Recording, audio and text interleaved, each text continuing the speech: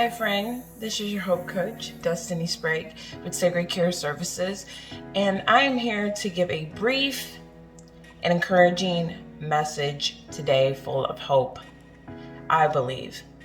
So I'm going to be starting a new segment, maybe for 30 days, we'll see, of talking about what I wish I would have known at the beginning, like early on in my healing journey, what I wish someone would have told me.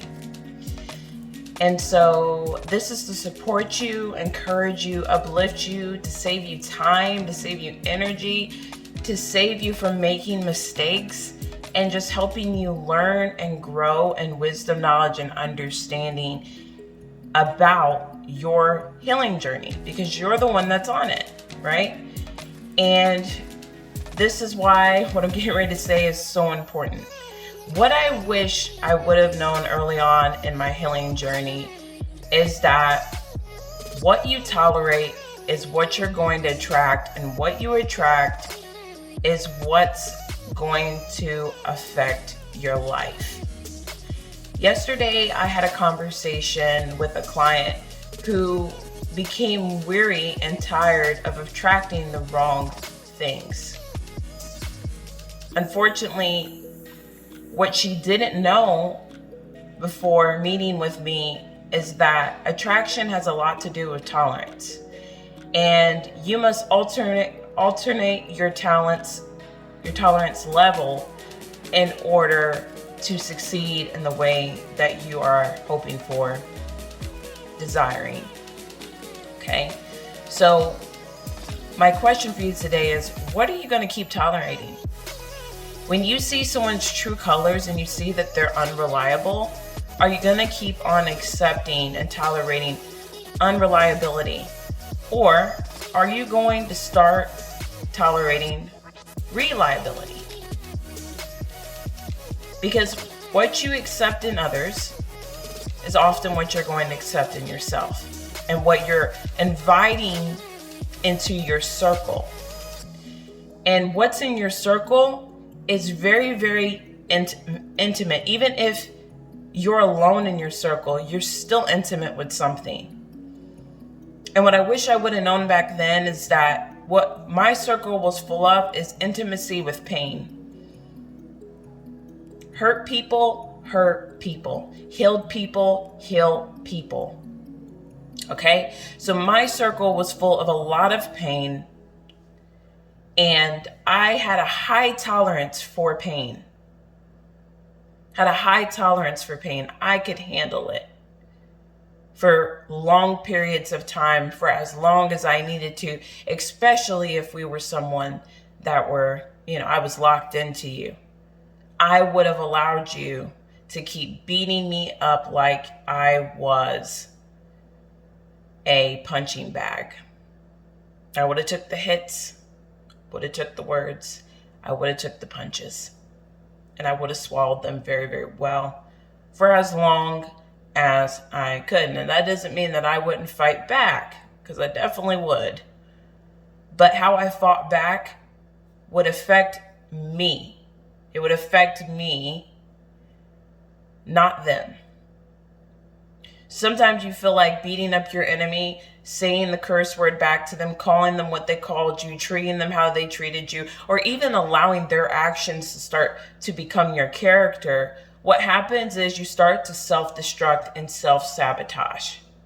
So this is why we have to ask ourselves this question today. Am I going to keep tolerating the things that I see that I know I'm not supposed to be a part of? Because if you're willing to make that change, just like my client was, she decided to stop tolerating what wasn't working for her purpose. And she didn't have all the keys of what that even looked like, but she knew we came up with one solution and one thing, and really God came up with it. It's stop tolerating it. Stop accepting it. Stop keeping company with it. Stop partaking in it. Because I can promise you that even in the smallest circle, you're intimate with something. So somebody might say, well, I'm an introvert, Destiny. and I don't tolerate much. But if you're tolerating isolation and it's not of God's will, that's another thing that you're not supposed to be tolerating. It's not going to help you move forward. It's not going to help you meet and reach your destiny. It's not going to help you fulfill your purpose. It's not going to give you a life-giving joy, a life-giving peace, a life-giving love. So you have to know what it is that you want for your life in order to tolerate the level of whatever it is, the uncomfortability, the pain that comes with it for a greater purpose. Because regardless of if you're tolerating things for the good, if you're not tolerating it for the good, you're going to always be tolerating it for the bad. And healing is about choosing a side. You're either going to stay in trauma or you're going to experience the next level, something you haven't felt before. So yes, it's going to be uncomfortable. It might be a little bit shocking, but we've got to remember that we make everyday choices anyways. And the choice boils down as either I'm going to stay the same or I'm going to change. So yesterday, my client made the change that I'm going to give this making a change an opportunity. I'm going to start tolerating what's purposeful and life-giving and life-changing to my life so that I can stop attracting poverty in my mind, in the physical, in my relationships, in what I partner with, and what I partake in, because it can even attract addiction. It can attract any type and form of addiction, whether it's a shopping habit, whether it's marijuana, whether it's sex, whether it's drugs. It doesn't matter. It can be curse words. Your life is precious, and it is like a pearl. It's priceless.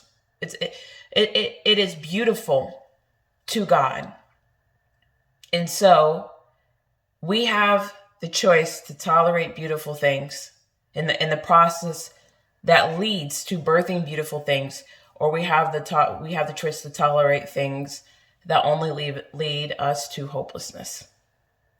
If this video encouraged you, I encourage you to go share it with someone that you love that's in your circle. I also want to encourage you to check out and sign up, possibly, if that's something that you're wanting to do, for the Intimacy Masterclass, where we're going to be talking about building your tolerance, alternating that tolerance level, and helping you be able to actually see and reach and do what you need to do to start attracting the right people, the right places, and the right things to shift your paradigm, to shift that and be able to take your life to the next level, whether it's in business, whether it's in personal relationships with yourself, others, or God. If this video encouraged you, I encourage you back to subscribe, to support yourself, not me, but to support yourself in your healing journey, because you matter, because you're loved, because you're worthy, because you're enough to have good support in your life.